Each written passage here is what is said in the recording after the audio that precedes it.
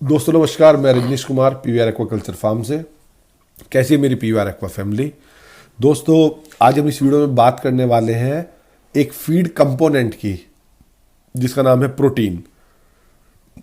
कि protein value क्या होनी चाहिए जो कि हम अपनी मछली को फीडिंग कराएंगे तो वो क्या वैल्यू हो, किस में सब्सटेंस में मिलेगी, क्या उसका काम है। तो ये सारी चर्चा आज हम इस वीडियो में करने वाले हैं।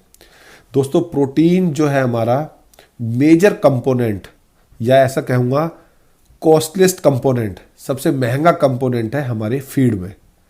तो जैसे जैसे मछली का साइज इंक्रीज होता है ऐसे ऐसे उसकी प्रोटीन वैल्यू फीडिंग में हम उसको वैल्यू डिग्रेड करते रहते हैं। लेकिन जब वो यंग या स्मॉल सीड होगा हमारा तो हम उसे हाई वैल्यू प्रोटीन देंगे। प्रोटीन हमारा बॉडी का या फिश के लिए टिश्यूज रिपेयर के लिए, बॉडी के मेंटेनेंस के लिए, रेगुलेटरी ऑर्गन्स को रेगुलेशन करने के लिए सबसे ज़्यादा प्रोटीन की रिक्वायरमेंट होती है।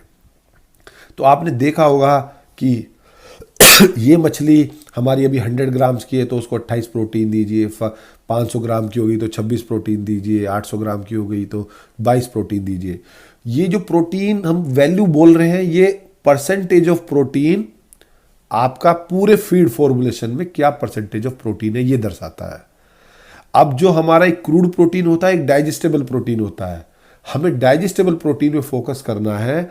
बहुत सारे बंदे प्रोटीन अपने जो फीड लेते हैं उसे टेस्ट कराते हैं तो सब के सब नॉर्मल प्रोटीन चेक कराते हैं, डाइजेस्टेबल प्रोटीन चेक नहीं कराते, क्योंकि प्रोटीन कंपोनेंट डायरेक्टली प्रोपोर्शनल है मछली की ग्रोथ के लिए, सोर्स ऑफ एनर्जी है वो।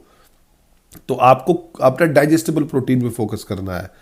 प्रोटीन का सोर्स क्या है हमें यह भी पता होना चाहिए। प्लांट प्रोटीन है, एनिमल प्रोटीन है, कौन सी स्पीसीज है, हमारी हर्बीवोरस स्पीसीज है या कार्निवोरस स्पीसीज है। दोस्तों फीडिंग कंपोनेंट्स और फीडिंग सबसे बड़ा मेजर रोल प्ले करता है एक्वाकल्चर में, क्योंकि फीडिंग ही कॉस्ट ही हमारी मेजर कॉस्ट है।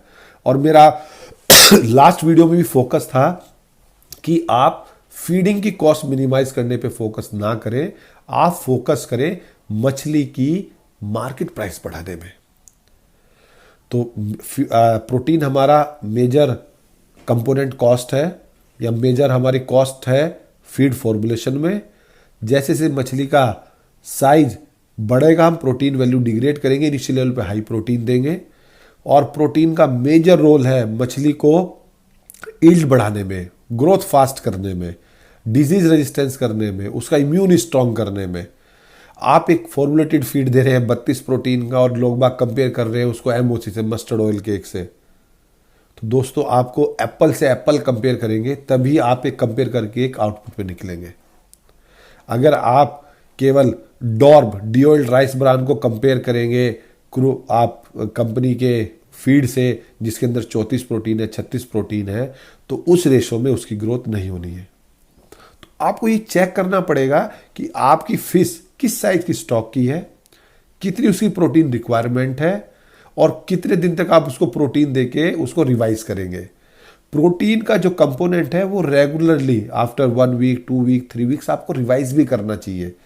तो आपको मंथली सैम्पलिंग करनी चाहिए कि अभी आपको सेम प्रोटीन देना है, प्रोटीन इंक्रीज करना है, डिक्रीज करना है।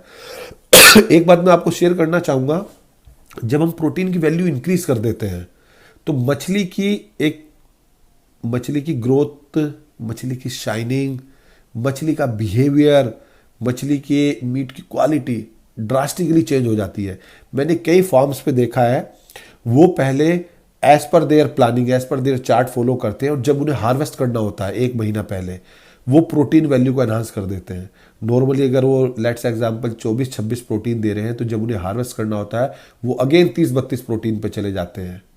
ये मैंने खुद प्रैक्टिकल ऑब्जर्व किया है और कई बुद्धिजीवी लोगों से, बुद्धिजीवी फार्मरों से जो अच्छे लार्ज वॉल्यूम, लार्ज स्केल पे कर रहे हैं, तो उनके इनपुट्स भी इस टॉपिक के लिए बड़े पॉजिटिव थे। जो हमारे प्रोटीन्स हैं वो आप ये समझ लीजिए कि वो हमारे अमीनो एसिड के कंपाउंड्स हैं। हम नेक्स्ट वीडियो में अमीनो एसिड पे भी डिस्कस करेंगे कि अमीनो एसिड्स क्या होते हैं। तो प्रोटीन्स मेजर कंपोनेंट है जो मछली की ग्रोथ के लिए रोल प्ले करता है इन फीड फॉर्मुलेशन।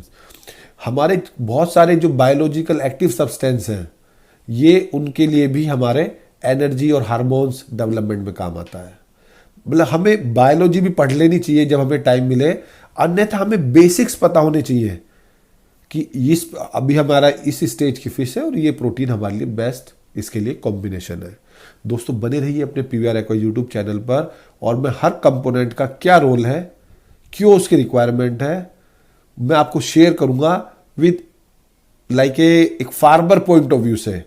आपको एज ए बायोलॉजी आप उसे कोरिलेट कीजिए, आप थोड़ा एक्सप्लोर कीजिए उसे कि जो आप उसको फीड खिला रहे हैं मछली को, क्योंकि बहुत सारे लोग केवल फार्म बेस्ड फीड पे फोकस करते रहते हैं, कॉस्ट मिनिमाइज करें।